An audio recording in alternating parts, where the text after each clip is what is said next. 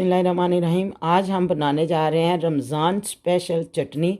पूरे माह के लिए आप इसको सेव करें। रोज़ाना एक फ्रीज़र से खिट्टी निकालें और दही में डालें और आपकी चटनी तैयार है। आपको पूरे रमज़ान आसान रहेगा। ठीक है, अब हम इसको शुरू करते हैं। बिस्मिल्लाह, अल्लाह का नाम लेके। बिस्मिल्लाहिर्रहमानिर्रहीम।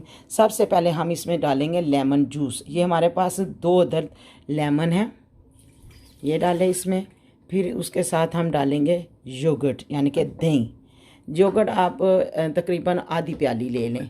ये वैसे ना नारदाना और मसाले वगैरह को ना अच्छी तरह पीसने के लिए है कि इसमें अच्छी तरह हल हो जाए। इसको चलाएंगे हम 1 मिनट के लिए ताकि दही इसमें थोड़ा सा हल हो।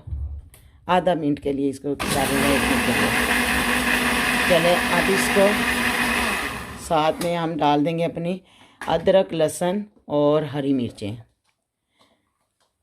यहाँ पे हमने हरी मिर्चें तकरीबन 10 से 12 अदद ली हैं और 4 हमने लहसुन की ली हैं, टुकड़े लिए हैं, और उसके साथ 1 अदद हमने अदरक का टुकड़ा लिया है। इसको डाल के हम थोड़ा सा चलाएंगे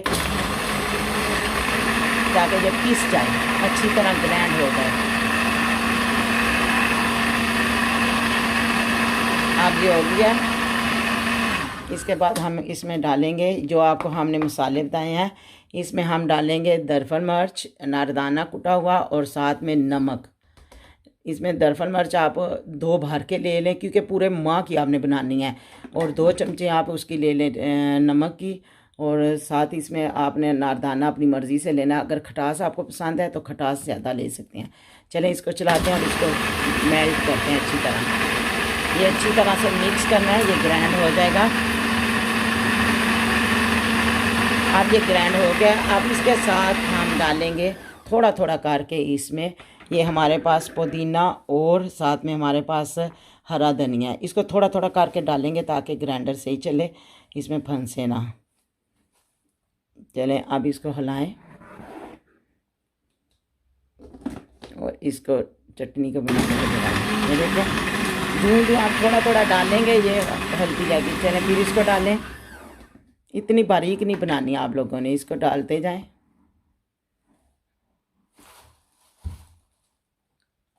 अब इसको हम फिर चलाएंगे, मिक्सचर को चला लें। ये देखें,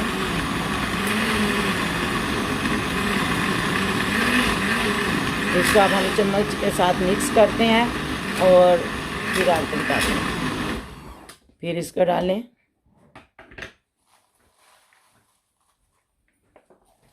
और फिर ग्राइंडर को चला लें।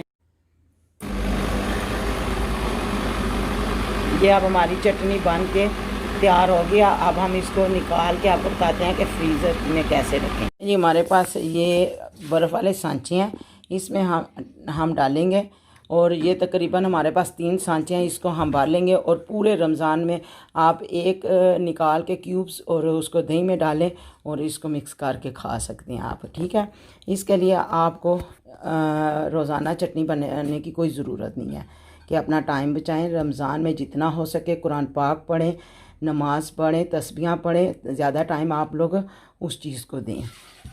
अगर आपके ये चीज़ें पहले बननी होंगी तो आप आसानी से इस चीज़ को खा भी सकेंगे और साथ में अपनी पढ़ाई भी जारी रख सकेंगे, अल्लाह का कलाम वगैरह पढ़ते रहेंगे। ठीक है, अभी हम इसको डाल के आपको बताते हैं। जो हमने चटनी बनाई है उसको हमने क्यूब्स में डाला था, उसके बर्फ़ वाले जो है ब्लॉक में। उसके बाद हमने उनको क्यूब्स में निकाल लिया।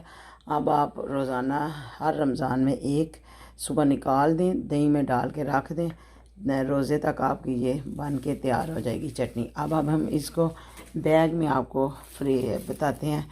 एक दिन हमने रखा है, दूसरे दिन फ्रीज़ हो गया। अब इसको साथ ही हम बैग में डालेंगे। हमारे ये देखें आपके पास बैग में इसको डाल के 10-10 डाल के इसको बैग का बना लें क्यूब्स। ये बैग आपके पास 10 का तैयार हो गया। ठीक है, इसको आप हीरा लगा के रख लें तो आपके पास ये फ्रोज़न आपको मिल जाएगी। तकरीबन आप 1 दिन में बनानी पड़ेगी और पूरा रमज़ान आपका आराम से गुजर जाएगा। ताज़ी रोज़ाना बनाएं। ये देखें, अब आपको बैग दिखाते हैं।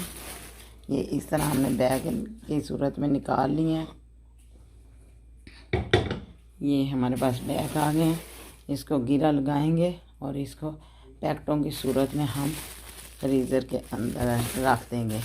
आराम से आपकी रोज़ाना की एक यूज़ निकल आएगा आपके पास चटनी का। तो आपको रमज़ान में पढ़ाई करने का मौका मिलेगा, ज़्यादा काम नहीं आपका बढ़ेगा और आपके पास फ्रोज़न चटनी तैयार हो जाएगी। बहुत मज़े की चटनी है।